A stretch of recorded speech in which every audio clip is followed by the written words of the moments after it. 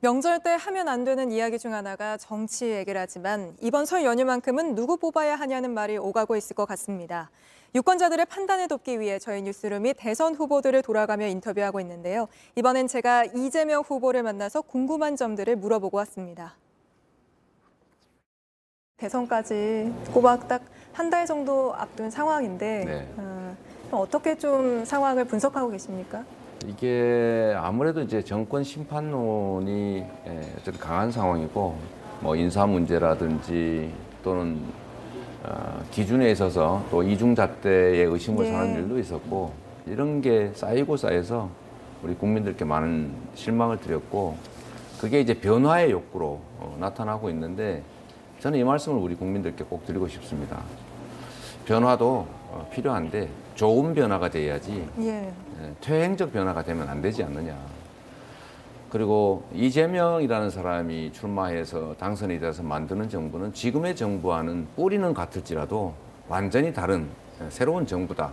완전히 다를 거라고 말씀을 하셨으니까 좀 어떤 부분에서 구체적으로 좀 많은 변화가 있을 거라고 예상을 하세요?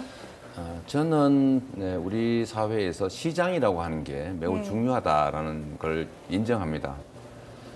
특히 그 중에서 이제 주택시장, 부동산 시장과 관련해서는 시장이 부족하다, 공급이 부족하다고 하면 그걸 인정하고 공급을 늘리는 정책을 하는 게 맞는데, 시장이 잘못 판단했다라고 해서 시장이 좀 역행하는 정책을 좀 고집을 부렸던 것 같습니다.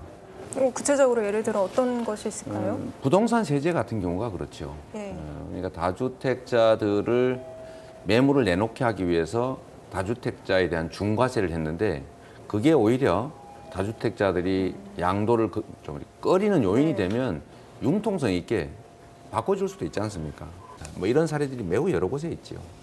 그런 점들을 저희가 좀 교정을 좀 하고, 국민을 존중하고 시장을 존중하고 억압보다는 합리적으로 설득하고 조정하는 그런 방식의 정치 행정을 해야 되지 않았을까, 그런 반성이 있지요. 일각에서는 이제 시장을 얘기를 하셨으니까 일각에서는 이재명 후보는 시장을 존중하기보다는 뭔가 시장에 개입하려는 정책을 많이 하지 않았느냐. 그건 억측이고요. 제가 이제 성남시장, 경기도지사를 하면서 사실은 많은 성과들을 냈기 때문에 우리 국민들께서 저를 이 자리까지 불러주신 거라고 생각합니다. 그런데 구체적으로 떠올려 보면 제가 시장을 무시하거나 시장에 역행한 일이 없습니다. 예를 들어 공공배달앱을 많이 거론하지 않습니까? 근데 오히려 공공배달업 앱은 시장의 경쟁을 촉진하기 위한 것이죠. 우리가 시장을 존중한다고 하는 것은 독점이나 비효율을 제거하고 경쟁과 효율을 제고하기 위해서 존재하는 거 아니겠습니까? 그런데 100% 가까이 독점하고 있으니까 경쟁을 도입해서 시장이 제대로 작동하게 하는, 즉 시장 실패를 막기 위한 장치였다고 보시면 좋을 것 같고요.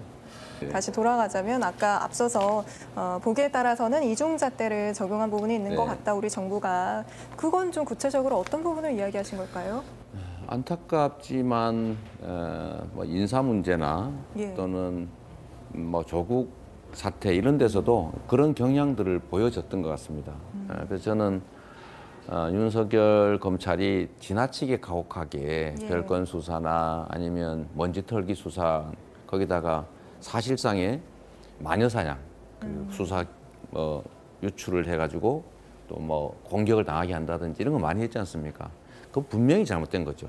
그건 해서는 안 될 일이지만 그럼에도 불구하고 우리의 잘못이 조금이라도 있다면 그 자체가 정당화되지는 않는데 상대의 문제가 더 크니까 우리의 잘못에 대해서는 관용적 태도를 취하지 않았느냐. 권력을 행사하는 데 영향을 미칠 요소, 자질과 경력이나 이런 거는 당연히 검증해야죠. 그런 건 네거티브라고 하면 안 되고 검증이라고 하죠.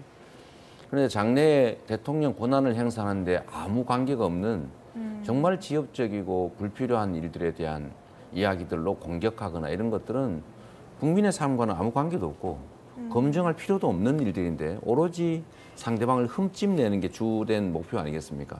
그런 건 안 하고 싶다는 거죠. 그럼 김건희 씨 7시간 통화 내용이 이제 뭐 검증 대상이라기보다는 흠집내기에 가깝다라고 보시는 건지. 저는 뭐 그렇게 생각하지는 않습니다. 그 점에 대해서도 당연히 검증을 해야 되는데 그 부분은 언론과 국민들께 맡기는 게 적절하고 우리 대선 후보들 또는 선거 캠프에서는 좀 미래지향적인 정책 경쟁을 또는 역량 경쟁을 하는 게 맞다라고 보는 거죠. 근데 제가 더군다나 상대 후보 배우자에 대해서 제가 뭐라고 하겠습니까? 제가 왜 이 질문을 드렸냐면 사실 오늘 후보님께서 네거티브 안 하겠다 이렇게 했더니 국민의힘에서 후보는 이렇게 얘기했지만 90분 만에 김용민 의원이 법사위에서 김건희 씨 통화 녹취를 틀지 않았느냐. 그런 걸 네거티브라고 할 수 있을지는 잘 모르겠어요. 예를 들면 그 내용 중에 국민들이 볼 때 매우 위험한 요소들도 있지 않습니까? 예를 들어 어떤 부분이 좀 그렇다고 보시는 거죠? 제가 말씀 안 드리려고 하는데 굳이 하시니까 저는 가장 치명적인 게 내가 권력을 잡으면 그 언론사들 가만 안 놔두겠다. 무사하지 못할 거다. 이런 취지의 얘기는 권력을 남용하겠다는 명확한 의지를 표현한 것 아닙니까? 이건 정말로 위험하거든요. 뭐 잘못이 있으면 처벌하고 잘못이 없으면 아무리 사감이 있더라도 처벌할 수 없는 게 이 법치주의 국가인데 나한테 잘못했고 섭섭하게 했으니까 무사하지 못할 거다. 이런 얘기는 그런 것들은 검증할 필요가 있겠죠. 그러나 저로서는 제가 그런 얘기를 굳이 할 필요가 없다. 그러면 이것도 가정입니다만 만약 윤석열 후보가 이른바 그 형수 욕설 녹취를 얘기를 한다 하더라도 후보님께서는 김건희 씨 7시간 통화를 거론하지 않겠다 이런 말씀이신 건지. 지금까지도 안 했지요. 다만 손해를 보겠지요. 저희가 네거티브한 공격을 당하는데 저희가 사실 반격할 게 없는 것이 아닌데 예를 들면 어떤 그 캠프에 그 유력한 한 분이 그런 얘기도 하시거든요. 아버지의 경력이 어떠니 이런 얘기를 해요. 직업에 대해서 아버지의 직업에 대해서. 저희 아버님은 경찰도 잠깐 했었고 교사도 잠깐 했었고 또 탄광의 광부나 관리자로도 잠깐 일하셨고 또 공군부사관. 공군부사관도 아주 많이 하셨어요. 그러다 결국 고향으로 돌아가셔서 이제 농사를 어렵게 지으셨는데 이런 걸 문제를 삼아요. 예를 들면 이런 것들이 진짜 네거티브죠. 이게 대통령 선거와 무슨 상관이 있겠습니까? 그래도 저희는 그런 거 가지고 다투면 시간 낭비고 결국 국민들의 삶을 또 대한민국의 미래를 얘기할 기회를 잃게 되지 않습니까? 그래서 저는 이게 손해는 보지만 그러더라도 저는 정책을 국민의 삶을 이야기하자. 길게 봤을 때는 저는 국민들께서 정말 높은 집단 지성을 가지고 또 시민의식이 높으시기 때문에 그런 점까지도 결국은 감안해서 판단하시리라고 믿지요. 제가 지면 없는 죄 만들어서 감옥 갈 것 같습니다, 여러분. 우리 국민들께서 사실 이제 군사 정권에 피해를 많이 입었지 않습니까? 근데 최근에는 검찰 국가화에 대해서 우려를 참 많이 하세요. 검찰 국가라고 하는 게 정말 법대로 증거와 원칙에 의해서 질서가 유지돼야 되는데 검찰권이 남용되는 상황들이 우려된다라는 그 걱정을 제가 그렇게 한번 표현했던 겁니다. 지금 이제 청년들이 취업을 지금 못하고 있는 상황이고 또 취업을 하거나 아니면 또 자신의 미래를 개척하려면 역량 개발에 비용이 들지 않습니까? 하다못해 학원도 다녀야 되고 또는 공부를 하든지 아니면 어디 연수를 가든지 하려도 돈이 필요하잖아요. 근데 알바를 해야 되는데 알바할 자리도 없는 상황이 지금 돼가서 너무 어렵다. 말씀하신 그 공약들을 다 하시려면 사실 엄청난 예산이 필요하지 않을까요? 어떻게 좀 충당을 하시는? 저희가 필요한 예산 규모는 다 계산을 해가면서 지금 공약을 발표하고 있어요. 왜냐하면 마지막 얼마 정도 되나요? 그러니까 지금 현재 상태의 재정 추계 범위 내에서 하고 그걸 다 계산에 넣은 다음에 이제 이 재정 증가율 이런 걸 다 계산에 넣은 다음에 그걸 배분을 하는 방식으로 정책 발표를 하고 있기 때문에 무리하게 하면 나중에 상대가 역공을 합니다. 다 계속 합산해서 공격할 거거든요. 그래서 그런 걱정은 안 하셔도 되겠다. 저와 이 땅의 성소자들과 비정규직 노동자들과 여성들에게 사과해 주십시오. 알죠? 이 발언 감정적으로 대응한 것 같아서 조금 후회하신다는 취지로 말씀하시는 걸 들었는데 혹시 비슷하게 이때는 내가 좀 감정적으로 얘기한 것 같다 해서 좀 주워 담고 싶은 발언이 있다면요? 어디 다 글을 하나 썼는데 청년들이 정말로 어렵다.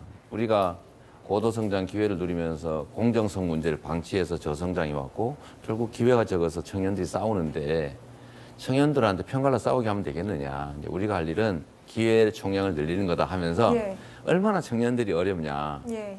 친구 간에도 싸워야 되고 하다못해 여자 사람 친구하고도 결국 격렬하게 경쟁을 하지 않냐. 이런 표현을 한 일이 있어요. 예. 문제점을 이해하시겠습니까?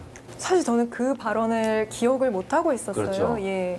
그런데 예. 왜 여자 사람 친구만 특정을 했느냐. 예. 남자 중심의 사고를 했던 거죠. 예. 그래서 제가 그때 빨리 네. 사과를 했어야 되는데 예.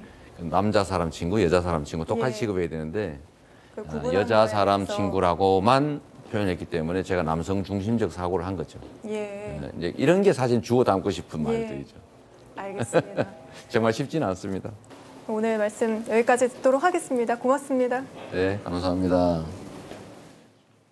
네, 저희가 국민의힘 윤석열 후보 등에게도 인터뷰를 제안해둔 상태인데요. 응하는 대로 함께 전해드리도록 하겠습니다.